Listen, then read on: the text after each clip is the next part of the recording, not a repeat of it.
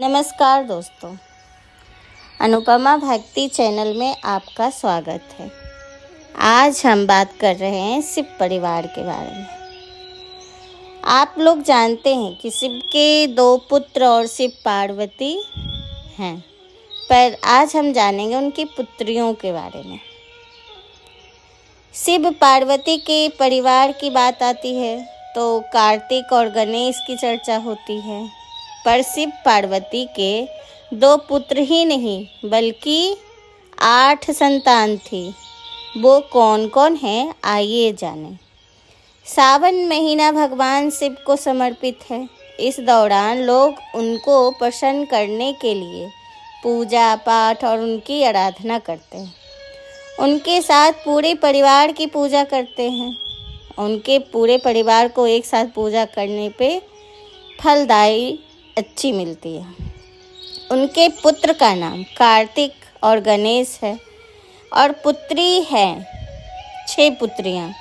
उनका नाम अशोक सुंदरी और 5 नाग कन्याएं हैं उनकी पुत्री। उनके नाम जया, विषहर, सामिलवाड़ी, देव दोताली कहते हैं। इन 5 की पूजा जो मनुष्य करता है उनको सांप काटने का भी विष नहीं लगता है। उनको सांप का विष से कोई हानि नहीं होती है। इसलिए सावन मास कृष्ण पक्ष तथा शुक्ल पक्ष के दिन इन 5 कन्याओं की पूजा की जाती है। भगवान शंकर ने कहा है कि इस दिन जो मनुष्य इनकी पूजा, इनके परिवार के जो इन 5 कन्याओं की पूजा करेंगे उनको सर्पदंश का भय नहीं रहेगा। उनके परिवार को किसी को सर्पदंश नहीं नुकसान पहुंचाएंगे। एक बार भगवान शिव और माता पार्वती जल क्रीड़ा कर रही थी। तभी भगवान शिव के तेज से 5 नाग कन्याओं का जन्म हुआ। माता पार्वती को इस कन्याओं के बारे में पता नहीं था, पर भगवान शिव जानते थे कि वे इन्हीं के पुत्री हैं और वो एक पिता की तरह उनसे बहुत प्रेम करते थे। उनके साथ सरोवर में हर रोज़ सुबह जाते थे और एक पिता की तरह खेलते थे, उनका ध्यान रखते थे। माता पार्वती ने सोचा कि रोज़ महादेव कहाँ जाते हैं। एक दिन वो भी पीछे पीछे महादेव के गई। उन्होंने उन 5 कन्याओं के साथ खेलते देखा तो क्रोधित हो उठी। उन्हें मारने को हुई, तभी महादेव ने उन्हें रोक लिया। बताया कि ये आपकी ही पुत्री हैं। तो पार्वती माँ पुत्री से प्रेम करने लगी। भगवान शिव इनका नाम कन्याओं से उतना ही प्रेम करते थे जितना वे अपने पुत्र कार्तिक और गणेश जी से करते थे। वे हर सुबह उठकर सरोवर में उन्हें मिलते थे, खेलते थे, एक पिता की तरह देखभाल करते थे। पद्म पुराणों में शिव की पुत्री अशोक सुंदरी का बताया गया है। अशोक सुंदरी का जन्म कल्प वृक्ष से उत्पन्न बताया गया है। पुरानी मान्यताओं के अनुसार माता पार्वती अपने अकेलेपन से छुटकारा पाने के लिए कल्प वृक्ष से पुत्री मांगी थी।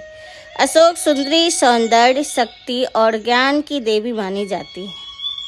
अशोक सुंदरी की पूजा करने से सुख समृद्धि, वैवाहिक जीवन में सुख, संतान प्राप्ति, रोग मुक्ति और मनोकामना पूर्ण होती है। ऐसी मान्यता है कि शिवलिंग पर जो जल अर्पित करने के बाद लोटे में थोड़ा सा जल बचाकर और फिर वो अशोक सुंदरी के स्थान पर चढ़ाना चाहिए। इनसे इस स्थान शिवलिंग में इनका स्थान जल अर्पित कर समय जहाँ से जल गिरती है उस जगह को अशोक सुंदरी का कहते हैं। इसलिए शिवलिंग के सामने बने इस नली को कभी नहीं लांघना चाहिए। शिवलिंग की परिक्रमा करते समय इस बात का विशेषकर ध्यान रखना चाहिए। शास्त्रों में वर्णित है कि अशोक सुंदरी की पूजा से घर में कभी धन की कमी नहीं होती है। हालांकि अशोक सुंदरी की पूजा अलग से नहीं होती है, उनकी पूजा हमेशा शिवलिंग में ही समाहित है। भगवान शिव ने अपनी शिवलिंग में अशोक सुंदरी को स्थान दिया था। तभी से शिवलिंग की पूजा के समय ही अशोक सुंदरी की भी पूजा होती है। सोमवार के दिन अशोक सुंदरी की पूजा विशेष रूप से शुभ माना जाता है। शिवलिंग पर शाम को जल नहीं चढ़ाना चाहिए। वैसे तो भगवान शंकर और माता पार्वती के परिवार में नंदी, शेर, मोर, सांप, चूहा सभी आते हैं। इन सबों को एक साथ दिखाने का धार्मिक और सांस्कृतिक महत्व है।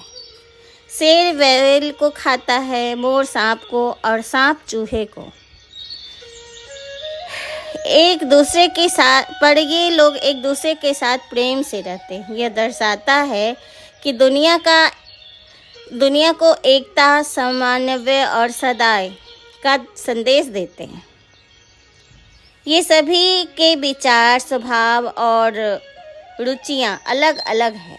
सभी को एक साथ रहना चाहिए, ये इस परिवार से पता चलता है।